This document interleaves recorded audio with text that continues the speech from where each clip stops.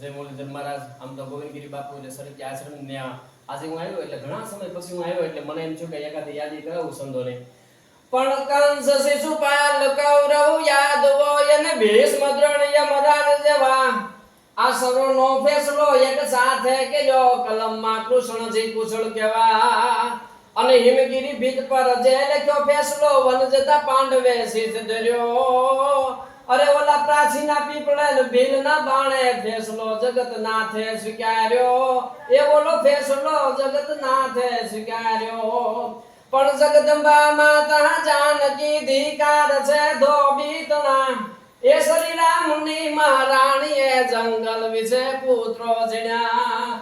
અને મન કપિયા જાવતી પૃથ્વી તજી પેસી ન ગઈ.